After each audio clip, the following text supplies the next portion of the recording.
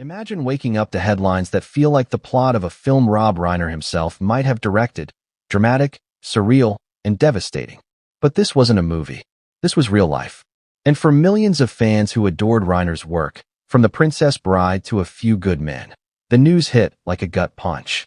Before we continue, please hit the like button, subscribe to the channel, and turn on the notification bell for updates. Rob Reiner, 78, the man who brought warmth, wit, and unforgettable stories to generations, and his wife Michelle, 68, a tireless advocate and artist in her own right, were found dead in their Los Angeles mansion. But what truly shocked the world wasn't just that they were gone. It was who did it, and why. Their own son, Nick Reiner, once thought to be turning his life around, confessed to what police are calling one of the most chilling family crimes in Hollywood history. And trust us when we say, the truth is way worse than any of us could have imagined. The Reiners, Hollywood's quiet power couple. Rob Reiner wasn't your typical flashy celebrity. He didn't chase headlines, pick Twitter fights, or live on TMZ. He built his legacy the old-school way, with iconic films, sharp political commentary, and a marriage that, by all accounts, defied Hollywood odds. His wife, Michelle Singer Reiner, was his partner in life and purpose. Together, they supported progressive causes, raised their kids, and largely stayed out of the gossip columns. They were private, grounded, focused. So how did their story end with crime scene tape, flashing lights, and a son in handcuffs? Let's unravel the layers. Nick Reiner, from promising talent to tragic collapse. If the name Nick Reiner sounds familiar, it's because he was once seen as a rising creative. Writing and producing the semi-autobiographical film Being Charlie, which explored themes of addiction and family struggle. What the public didn't always see, though, was the darkness lurking beneath. Nick had a troubled past, multiple stints in rehab, publicly documented battles with addiction and mental health, whispers of strained family dynamics. But no one, not even those closest to the Reiners, saw this coming. Because what happened in that Los Angeles mansion wasn't just tragic.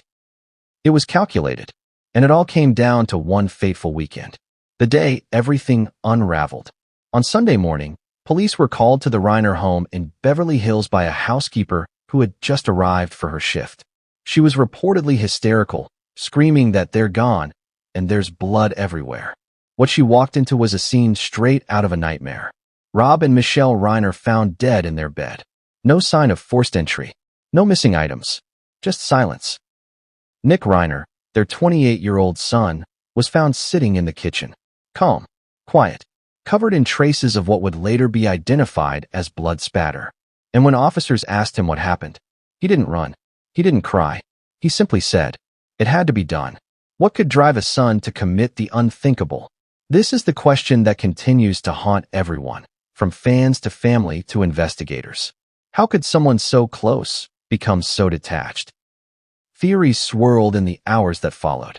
Was it drugs? Was it a psychotic break? Was there a deeper resentment hiding under years of privilege? Nick's confession, given within hours of his arrest, shocked even the most hardened detectives. He spoke of betrayal, of voices, of a feeling that his parents controlled everything. He claimed he had no future, that they took it from me. That one night, it all just broke. But is that the full story? A family cracked by fame, pressure, and expectations. Here's the part most people don't see. The pressure that comes with being the child of legends. Nick wasn't just any kid.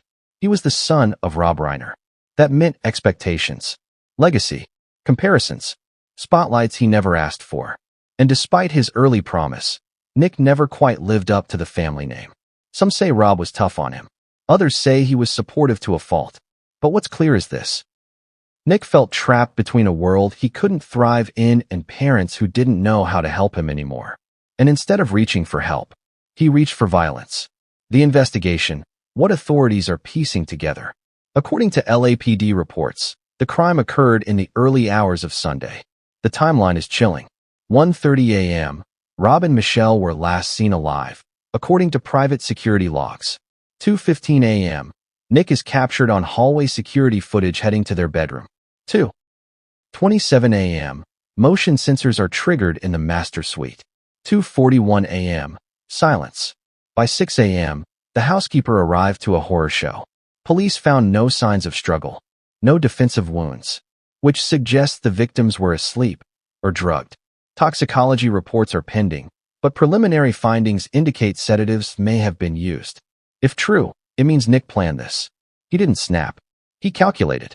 And that takes the case to a whole new level of disturbing. Hollywood reacts. Shock, grief, and quiet outrage. The news rippled through Hollywood like an aftershock. From stars who worked with Rob to activists who admired Michelle, tributes poured in. Gutted. Rob Reiner was a titan. This feels unreal. Aaron Sorkin.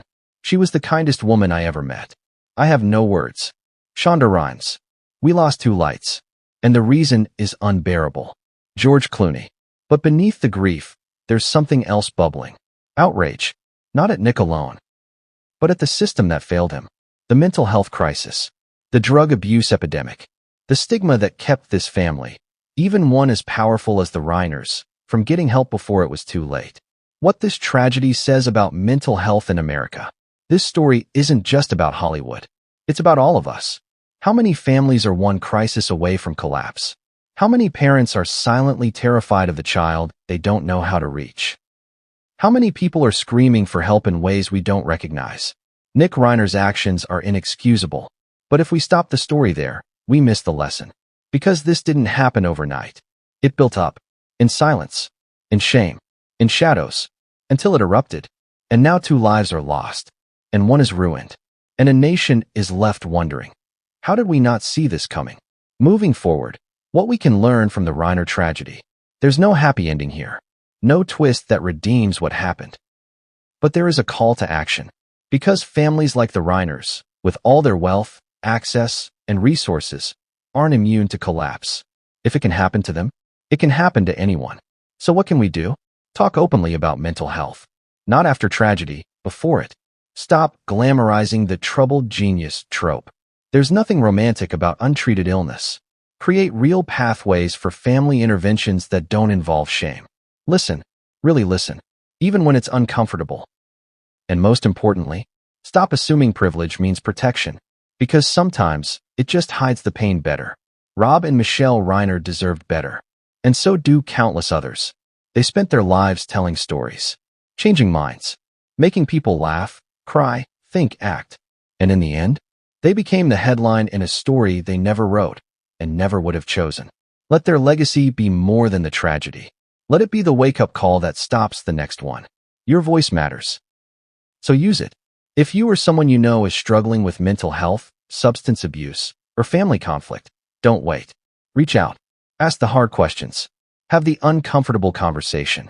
Call the hotline. Show up. Because silence kills. And this story, tragic, horrifying, and all too real, is proof. What do you think about this tragedy? Do you believe it could have been prevented? What questions does it raise for you? Let's talk in the comments. And if this story moved you, even a little, please share it. Someone out there might need to read it more than you know.